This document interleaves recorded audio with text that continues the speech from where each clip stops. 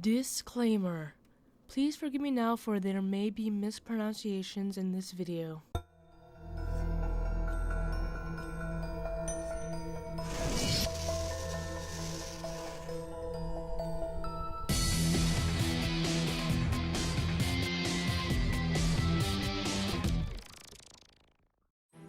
Coming from northern Alaska is a tale from Inuit mythology called the Qalupalik, a type of mermaid that doesn't compare to those mermaids we've grown accustomed to via media. The Qalupalik lives near ice floes, ready to steal children that wander too close. Your typical bogeyman, with the belief it is to serve the purpose of protecting children from a dangerous environment. But what if the legends are true?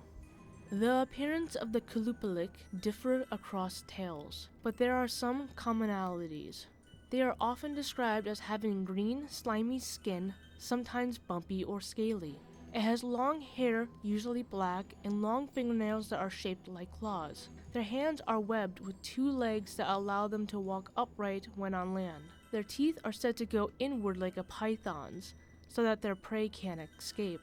Sometimes they even have fins coming out of their heads, backs, and torsos. It wears an Myuuji, an Inuit parka mostly worn by women, and are mostly known to be females. They apparently also have the ability to alter their appearance, but I haven't read or heard much about this unique ability. There is a foul smell that emanates from them that is similar to rotting eggs or sulfur, and it hums to attract its victims.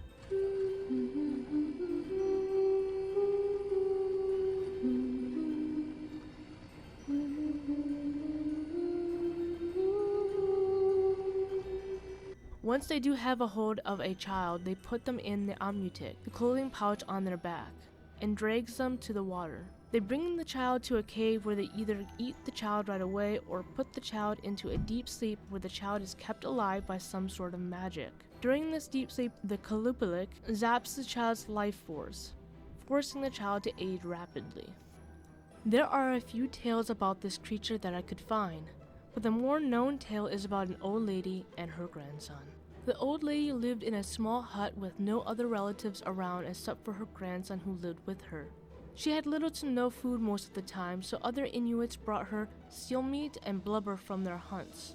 One day, when the Inuits hadn't brought anything for them to eat, the boy started to cry from how hungry he was. The grandmother told him to be quiet or else, but the boy didn't stop. He kept crying until his grandmother called upon the Qalupalik to take the grandson away. The Qalupalik came almost immediately. The grandmother put the child into an Myuuji, and from there the boy disappeared. The Inuits that helped the old lady finally came back from a good hunt with a whole bunch of meat. The grandmother felt badly for what she had done, and cried to the other Inuits. A man and his wife said that they would help her find her grandson. Meanwhile, with the Qalupalik, the boy told the creature that it did not need to hypnotize him to stay, for he wanted to get away from his grandmother who was mean and abusive. He would rather live in the icy depths than go back to her.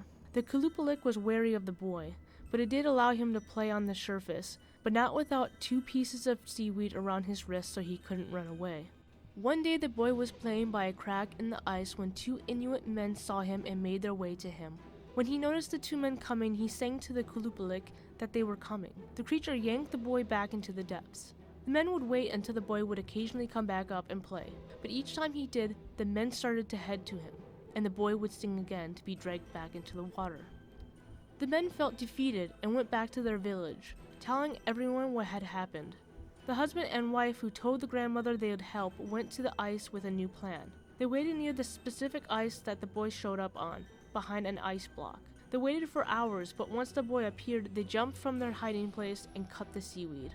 The little boy pleaded with them to not take him home because his grandmother was cruel and abusive to him. So the husband and wife took the little boy back to the village where they raised him as their own. That's the tale. There are other sightings of mysterious creatures, mostly quick glances of something in the water, that go along the southern part of Alaska. Monster Quest believes that the Qalupalik has been migrating from the Arctic to the southern parts of Alaska following the king salmon, due to the loss of the amount of children to consume. What do you believe? Do you think the Qalupalik exists? Did you like this video and want to support this channel and get early access? Feel free to check out my Patreon page where I create content on cryptid hauntings, alien abductions, serious killers, and much more. Can't support me there? Like, comment, and subscribe here.